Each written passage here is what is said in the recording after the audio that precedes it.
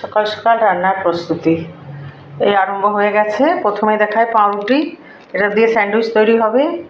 তার সাথে স্যান্ডউইচের আলু রেডি করে রেখেছি। আর দুপুরের জন্য এই যে কচু সেদ্ধ করে রেখেছি বন্ধুরা, কচু সেদ্ধ হবে। আর হবে আলু সেদ্ধ, আলুটাও সেদ্ধ করে রেখেছি। এই মর্নিং ব্রেকফাস্ট রেডি হয়ে গেছে, স্যান্ডউইচ আর সস। এই হবে আজ মর্নিং ব্রেকফাস্ট আমাদের। তার সাথে ডিম সেদ্ধ হচ্ছে, ডিমের ঝোল তৈরি করব। আলুর সঙ্গে কারো যা যা তৈরি করব সব শেয়ার করব বন্ধুরা। যে ভাত ফুটছে, তার সাথে ডালও ফ্রাই হয়ে এলো বন্ধুরা, মসুর ডাল। এইসব প্রিপারেশান আজ। সব দিয়ে দিলাম। মসুর ডাল খুব সুন্দর হয়েছে,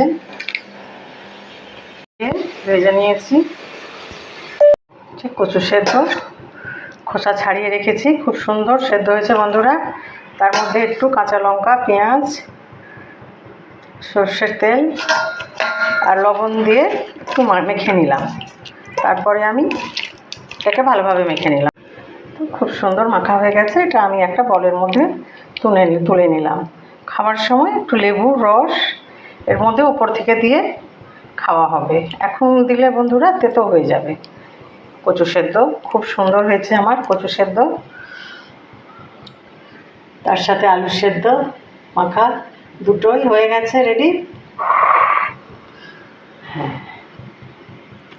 আলু সেদ্ধ মাখা, কচু সেদ্ধ মাখা দুটোই রেডি হয়ে গেছে।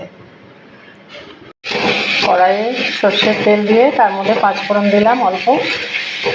তার সাথে দিলাম পেঁয়াজ কুচি, টমেটো কুচি, আদা রসুন বাটা, জিরে ধনে গুঁড়ো, গোলমরিচের গুঁড়ো আর কয়েকটা কাঁচা লঙ্কা। এই দিয়ে ভালোভাবে লবণ হলুদ দিয়ে ভালোভাবে কষিয়ে নিলাম। ডিমের ঝোলের মশলা কষানো হচ্ছে।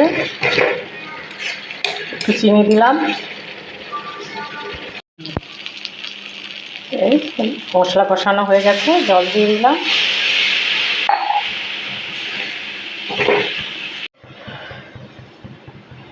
ঝোল ফুটে গেছে ডিমের, এর মধ্যে আমি ডিমগুলো পরপর দিয়ে দিলাম। এই ডিমের ঝোল তার সাথে রেডি হয়ে গেছে। ফুল রেসিপি আমি দেখালাম বন্ধুরা। শুভ দুপুর।